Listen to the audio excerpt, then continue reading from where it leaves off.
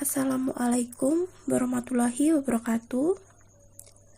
Kami dari kelompok 1 yang beranggotakan Indah Dwi Jayanti, Wiwin Dwi Stioningrum, dan Finansius Fabrian akan mempresentasikan bab 6 tentang transfer antar perusahaan aset tidak lancar.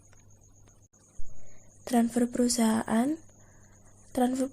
adalah suatu transaksi antara induk perusahaan dan anak-anak perusahaan. Contohnya, transfer bahan baku, penjualan bahan baku, dan lain sebagainya. Gambaran umum mengenai entitas konsolidasi. Entitas konsolidasi itu sendiri adalah agregasi dari sejumlah perusahaan yang berbeda. Laporan keuangan yang disusun oleh masing-masing afiliasi dikonsolidasi menjadi satu laporan keuangan yang menyajikan posisi keuangan dan hasil operasi dari seluruh entitas ekonomi seakan-akan merupakan perusahaan tunggal. Selanjutnya, eliminasi transfer perusahaan. Semua aspek transfer antar perusahaan harus dieliminasi dalam penyusunan laporan keuangan konsolidasi, sehingga laporan keuangan tersebut terlihat seakan-akan merupakan laporan keuangan dari suatu perusahaan tunggal. Selanjutnya, eliminasi laba dan rugi yang belum direalisasi. Perusahaan umumnya mencatat transaksi afiliasi menggunakan dasar yang sama dengan transaksi non-afiliasi, termasuk pengakuan laba dan rugi.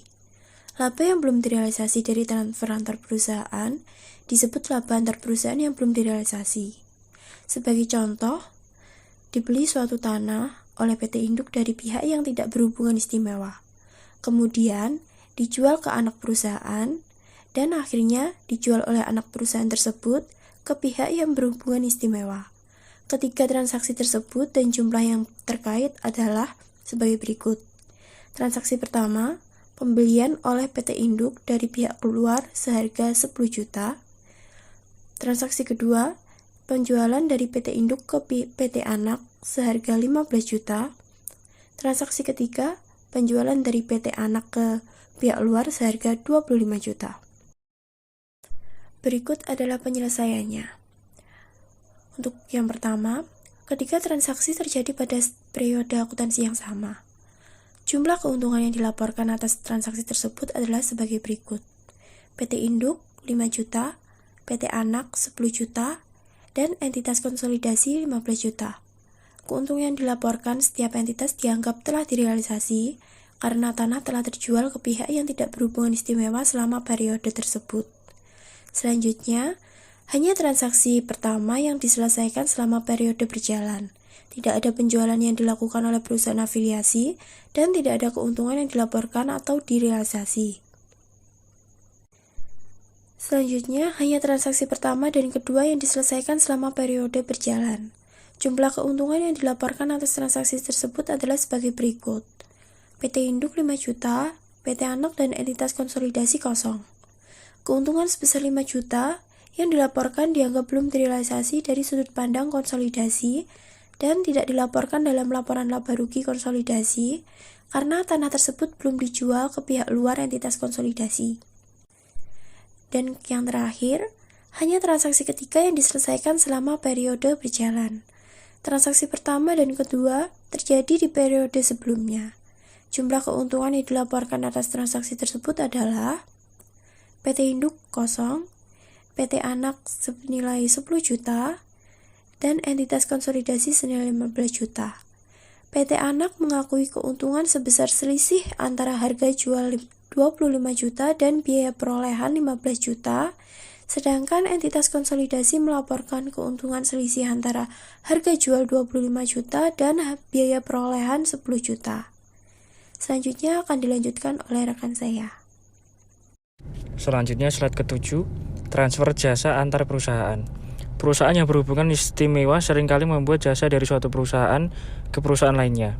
Jenis jasa antar perusahaan tersebut dapat bermacam-macam, seperti pembelian jasa konsultasi, jasa rekayasa, jasa pemasaran, dan jasa pemeliharaan merupakan contoh jasa yang sering terjadi. Umumnya, pendekatan yang lebih sederhana digunakan dalam eliminasi transaksi antar perusahaan dengan mengasumsikan bahwa jasa tersebut menggantungkan periode sekarang, dan karena setiap laba antar perusahaan atas jasa tersebut telah direalisasi pada periode yang dilakukan transfer. Slide selanjutnya, transfer aset berupa tanah. Pada saat transfer aset tak lancar terjadi, penyesuaian seringkali diperlukan dalam menyusun laporan keuangan konsolidasi selama tanah tersebut masih dimiliki oleh perusahaan pembeli. Slide yang selanjutnya, ini adalah beberapa contoh gambar umum proses eliminasi laba. Yang selanjutnya adalah alokasi eliminasi laba belum direalisasi. Keuntungan atau kerugian dari transfer antar perusahaan diakui oleh afiliasi penjual dan menjadi hak pemegang saham afiliasi tersebut. Penjualan yang terjadi dari induk perusahaan ke anak perusahaan tersebut, penjualan arus ke bawah atau downstream sale. Setiap keuntungan atau kerugian dari transfer tersebut menjadi hak pemegang saham induk perusahaan. Sedangkan penjualan dari anak perusahaan ke induk perusahaan tersebut, penjualan arus ke atas atau upstream sale, yaitu setiap keuntungan atau kerugian yang menjadi hak pemegang saham anak perusahaan. Jika anak perusahaan dimiliki penuh, maka semua keuntungan atau kerugian yang pada akhirnya menjadi hak induk perusahaan sebagai satu-satunya pemegang saham. Akan tetapi jika anak perusahaan tidak dimiliki penuh, maka keuntungan atau kerugian dari penjualan arus ke atas harus dibagi antara induk perusahaan dan pemegang saham minoritas. Berikut adalah contoh-contoh soal PT ideal.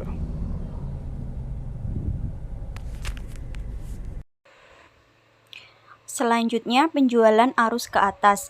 Penjualan arus ke atas menyebabkan pencatatan laba antar perusahaan pada pembukuan anak perusahaan.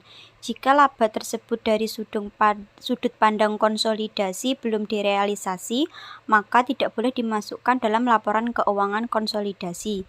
Eliminasi laba mengurangi kepemilikan mayoritas dan minoritas sesuai proporsi kepemilikan masing-masing. Selanjutnya, pelepasan aset di kemudian hari. Keuntungan antar perusahaan belum terrealisasi dari penjualan aset dianggap direalisasi pada saat aset tersebut dijual kembali ke pihak eksternal. Pada saat keuntungan antar perusahaan belum direalisasi, kemudian menjadi direalisasi, pengaruh dari proses eliminasi laba harus dibalik. Pada saat realisasi, jumlah penuh dari laba antar perusahaan yang ditambahkan kembali ke perhitungan laba bersih konsolidasi dan dialokasikan ke kepemilikan minoritas dari mana sebelumnya laba tersebut dieliminasi. Selanjutnya, transfer aset berupa aset yang disusutkan.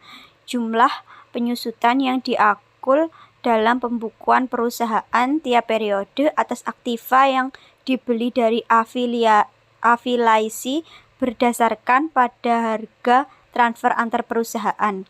Tetapi dari sudut pandang konsolidasi, penyusutan harus didasarkan pada biaya perolehan aktiva untuk entitas konsolidasi, yaitu biaya perolehan aktiva dari pihak yang semula membeli aktiva tersebut dari pihak luar.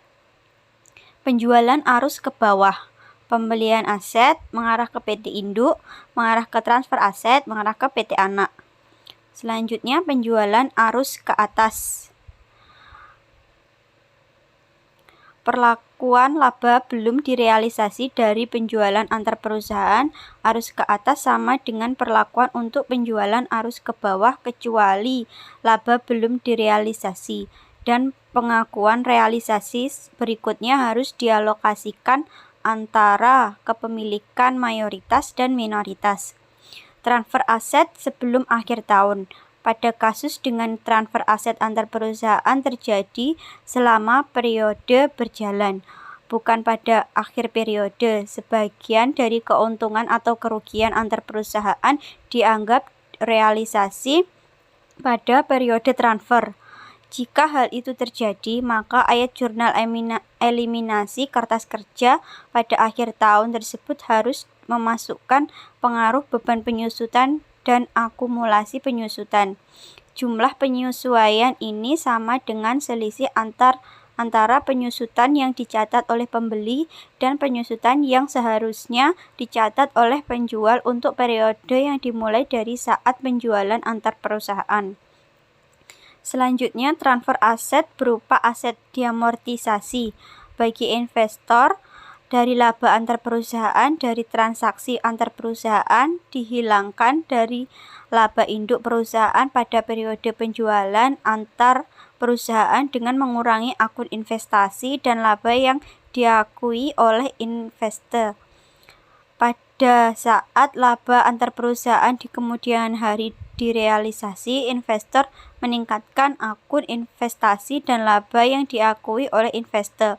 Dengan penyesuaian ini, maka laba bersih induk perusahaan akan sama dengan laba bersih konsolidasi.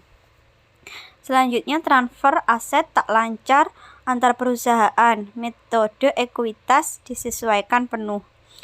Hak produksi paten dan jenis aset tak berwujud lain dapat dijual ke perusahaan afiliasi.